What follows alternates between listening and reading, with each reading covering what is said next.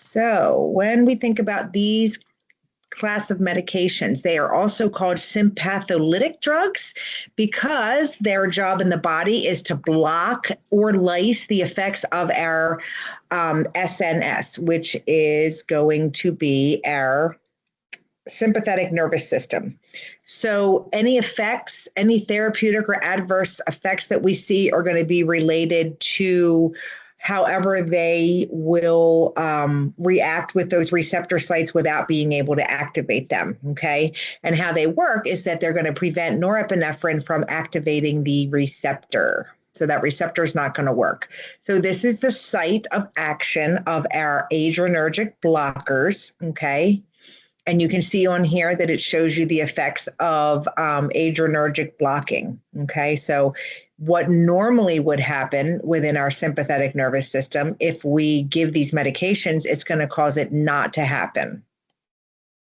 All right, so what are those medications? So carvedilol for hypertension. A lot of these medications we use for hypertension.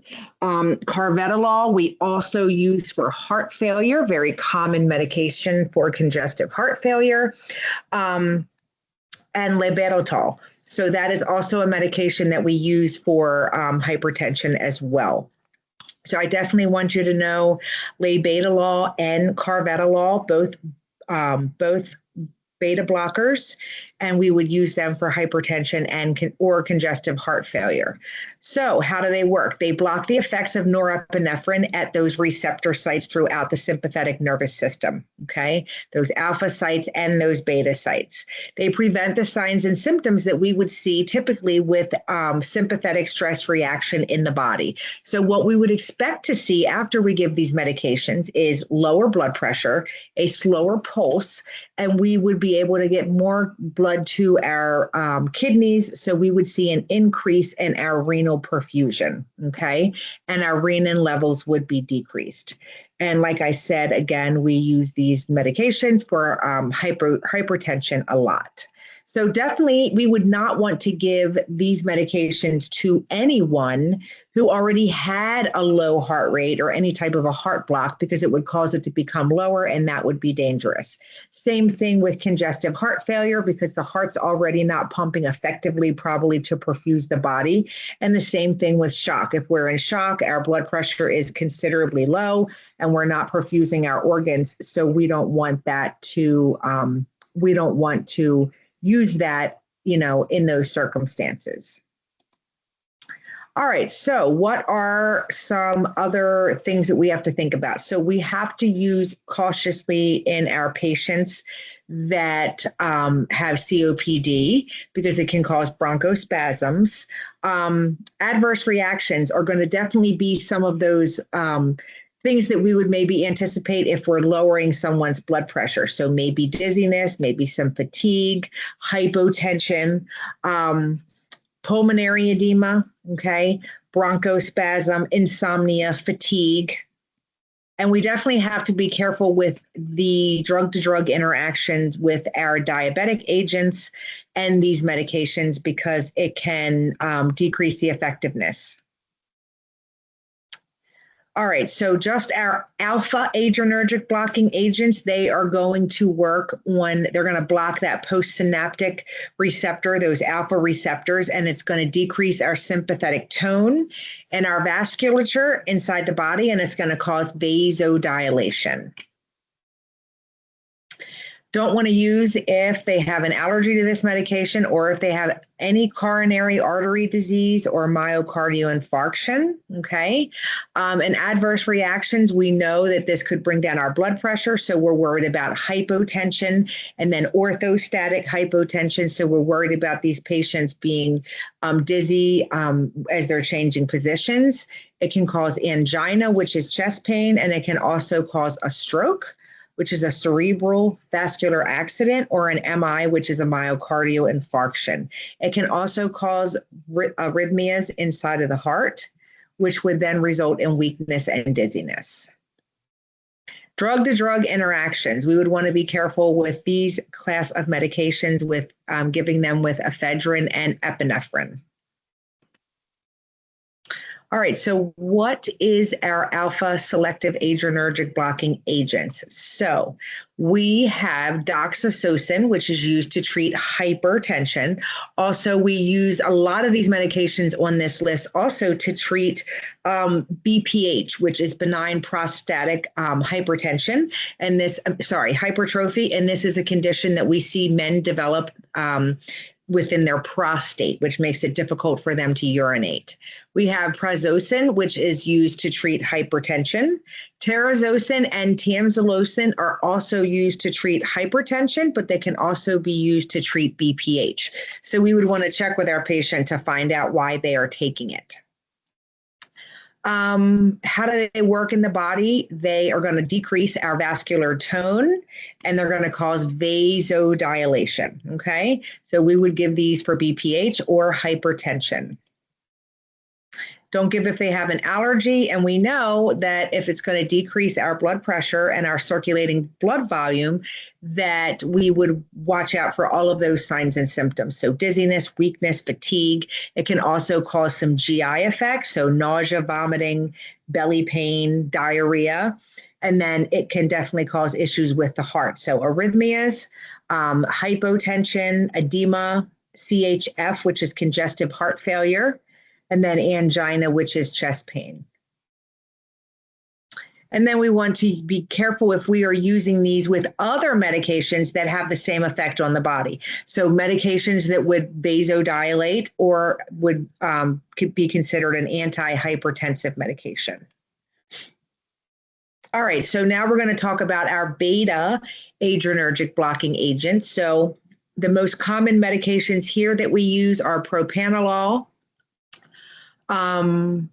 nebivolol, which is biastolic, a newer medication, sotalol, which is beta pace, and then timolol. Timolol is going to be a drop that we use for the eyes. The rest are medications that we take that cause systemic reactions.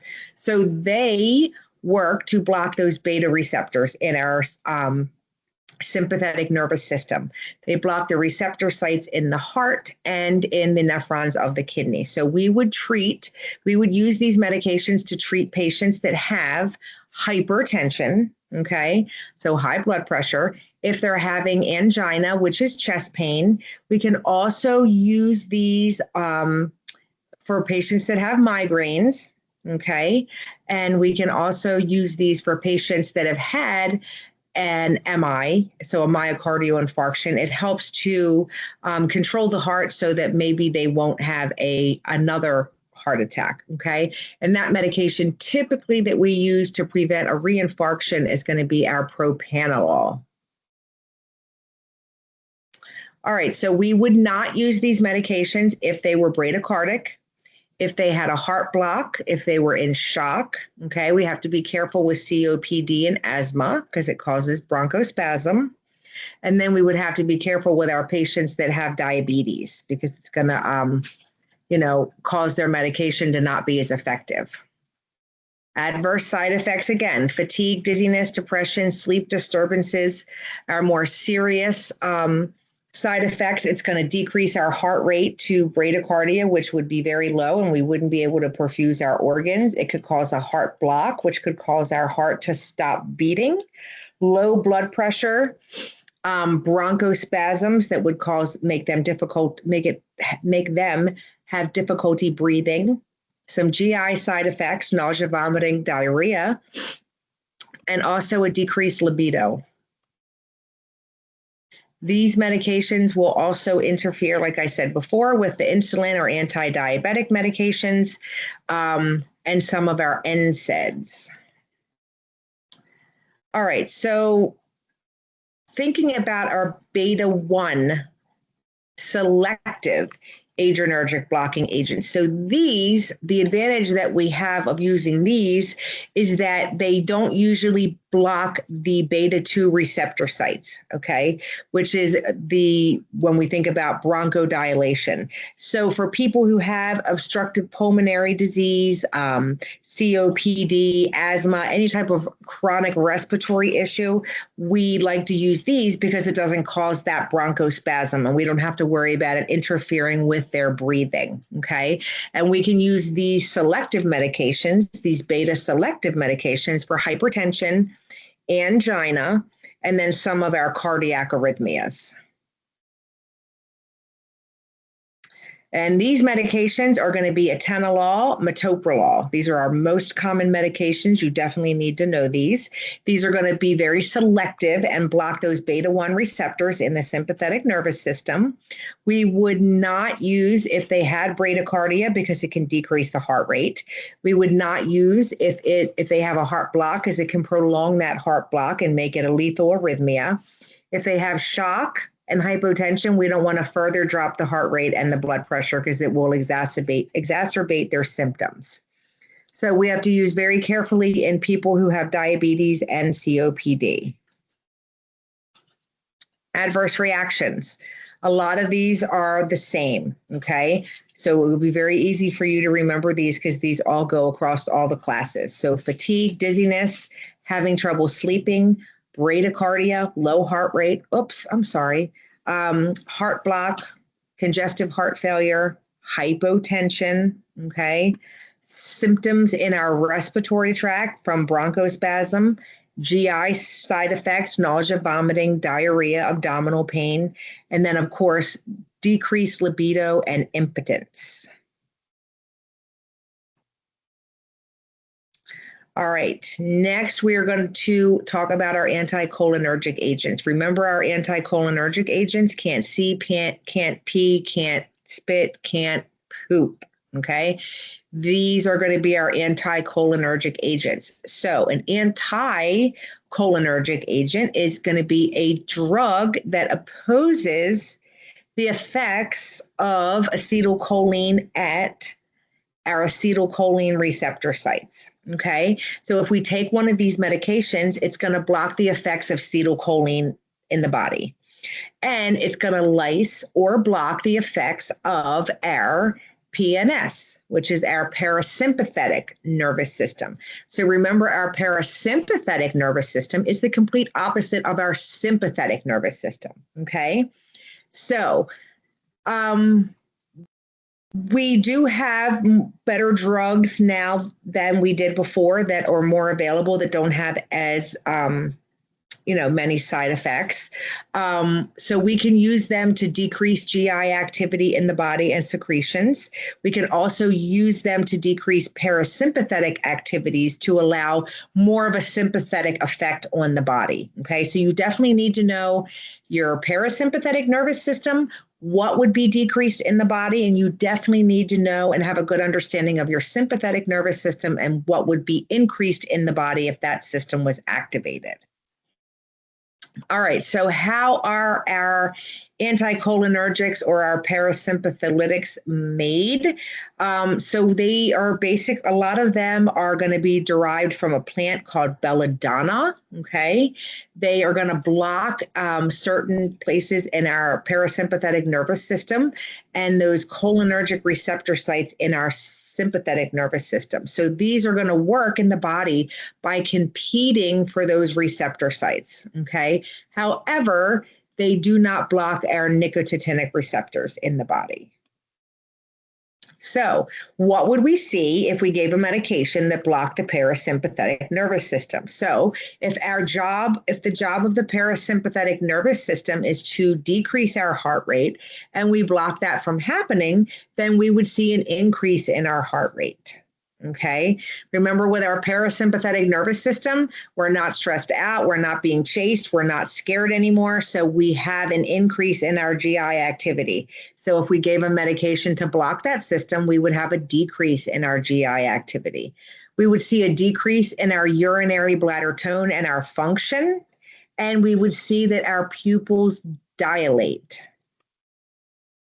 So these are the different types of thinking about our anticholinergic. This is how they work in the body, okay, and what our therapeutic uses are. And I would definitely take a look at this and know what our ocular effects would be for sure. All right, so anticholinergic medications are going to block those acetylcholine receptors at that receptor site. They're going to decrease our secretions. They're going to restore our cardiac rate and our blood pressure. They're going to cause hyperactive bowels, and they're going to relax uterine hypertonicity. They're absorbed well throughout the body. Depending on which medication you have, it may cross the blood-brain barrier, and our half-life is going to be dependent really on the type of medication and the route that we give it. We would not use if we have an allergy, and we would not use if the patient has any condition that could become worse if we block the sympathetic nervous system. Okay, so thinking about glaucoma, ulcers in the belly, so peptic ulcer disease, prostatic hypertrophy, so that's that enlarged prostate, and any type of a bladder obstruction. Adverse reactions to anticholinergic drugs: blurred vision, can't see, cytoplegia, photophobia, mydriasis, palpitations, bradycardia, dry mouth, urinary hesitancy and retention, constipation, and decreased sweating, which means that we would get overheated very, very easy. You have to be careful if you combine these medications with any other drug in the body that has anticholinergic activity. So 2 types of medications that also have these properties would be our anti-Parkinson's drugs that we give for Parkinson's disease, and our antihistamines. Also, these medications will interfere with our phenothiazines. All right, nursing interventions. If patients are taking these medications, they should be educated that they should not drive or use machinery. We would want to monitor urinary output because we know that this could make them to have urinary retention. We would want to monitor their vision because it could cause them to have a change in their vision. We would monitor for dry mouth, okay? Monitor for constipation, and then monitor heart rate. All right, so just some key points. At those cholinergic receptor sites in the body, these anticholinergic medications are going to block the effects of acetylcholine, okay? So you should have a good understanding of how acetylcholine works in the body and what it does. And then you'll be able to anticipate, if you see a question, about what you would see if it blocks the effects of that medication, okay? So because they block the effects of the parasympathetic nervous system, they are also going to be known as parasympathetic drugs. When the parasympathetic nervous system is blocked, the pupils dilate, the heart rate rises, and our GI activity and urinary bladder tone are going to decrease.